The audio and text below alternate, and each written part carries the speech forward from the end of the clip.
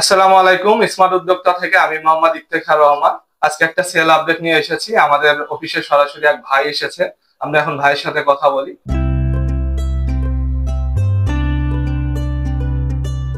ভাই, আপনার পরিচয়টা দিবেন। আমার নাম রামচন্দ্র। আমার গ্রামের বাসা হলো 11 নং দক্ষিণপাড়া নাগলুহাট কৃষ্ণচন্দ্রপুর। আমি সেখান থেকে এসেছি। আপনার তো তাহলে বগুড়া জেলাতেই হচ্ছে হ্যাঁ, বাসা। বগুড়া জেলা। আচ্ছা, আপনার হচ্ছে মানে পেশা কি কি করতেছেন এখন? আমি পড়াশোনার পাশাপাশি আমাদের গ্রামের বাড়িতে আমার বড় ভাই একটা খামার চালায়, সেখানে একটু সহযোগিতা করি এই আর কি। খামারে কি শুধু গরু আছে না ছাগল আছে? গরু আছে। আচ্ছা, কয়টা গরু আছে? আমাদের আছে 8-10টার মতো গরু আছে। এর মধ্যে দুধ দেয় কয়টা? দুধ দেয় 6টার মতন দিই। সর্বমোট দিনে দুধ কিরকম পাচ্ছেন আপনি? আসছে মোটামুটি ভালো। তাও কত লিটার? এই 40-50।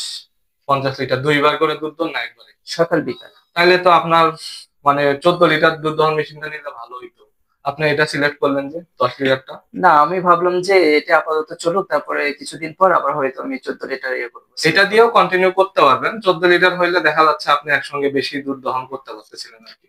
হ্যাঁ, সেটা ঠিক আছে, কিন্তু আমার এখন তো ইকোনমিক সমস্যা, তাই আর কি। আমাদের মানে আপনার ভিডিও কি ইউটিউবে দেখে আসছেন? হ্যাঁ, আপনার ভিডিও আমি ইউটিউব, ফেসবুক পেজে আপনি দেখলাম যে এগুলো খুব যত্ন সহকারে আর কি কাজে লাগানো হচ্ছে, তাই ভাবলাম যে দেখা যাক একটু আমি একটু কাজে লাগাই। কারণ স্মার্ট বাংলাদেশে স্মার্ট উদ্যোক্তার একটা জিনিস ব্যবহার করে দেখি। আচ্ছা, আপনার মানে যে সেটিংটা আমি দেখালাম দুধ দহন মেশিনের, এটা তো বুঝতে কোনো অসুবিধা হয়নি? না, ওইরকম বুঝতে অসুবিধা নেই, কারণ স্মার্ট যুগে যদি সবকিছু বুঝে দেওয়া যায় তাহলে তো এখানে সমস্যা কিছু নেই। আচ্ছা, আমি তাও আপনাকে আর একবার হচ্ছে সেটিংটা দেখাই দিচ্ছি খুব সহজে। এখানে আপনি দুইটা পাইপ পাবেন। এখানে হচ্ছে ডি এবং সি। জি। আগে এবি থেকে ধরি, আপনি মোটরের সঙ্গে এ এবং বি দুইটা পাইপ থাকবে, এখানে লেখাই থাকবে। এই দুইটা পাইপ আগে সংযোগ করবেন, তারপর সি দিয়ে এটার সঙ্গে সংযোগ করবেন, এবং সবগুলো লক আপনি এই বৃদ্ধাঙ্গুলটা এভাবে রেখে একসঙ্গে রেখে এভাবে চাপ দেবেন। 4টা লক করে নেবেন আস্তে শুরুতে। হ্যাঁ, একটা করেন, আপনি নিজেই করেন। হ্যাঁ, এই তো পারছেন। 4টা লক করার পরে এই যে লাল যে লকটা আছে এই লকটা বাঁকা করে দিবেন। তাহলে এটাও লক হয়ে গেল। টোটাল 5টা লক করতে হবে। ও করার আচ্ছা। পরে আপনি হচ্ছে 30 সেকেন্ডের মতো মোটরটা চালাবেন। তাহলে এটার মধ্যে যে হাওয়াটা থাকবে এই হাওয়াটা বের হয়ে যাবে।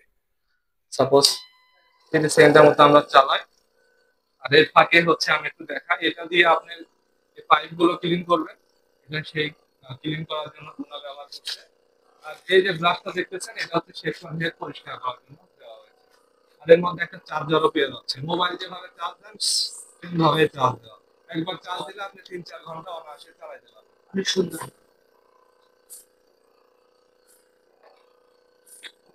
যখন এটা গরুর বাটে দিবেন, যখন এটা গরুর বাটে দিবেন তখন এই লকটা খুলে দিলে এটা অটোমেটিক আটকে যাবে। আর দুধটা এদিক দিয়ে দেখলেই বুঝতে পারবেন যে দুধ আসতেছে। আর এটা মূলত হাওয়া। আপনি একটা বৃদ্ধাঙ্গুলের মধ্যে দিয়ে দেখেন,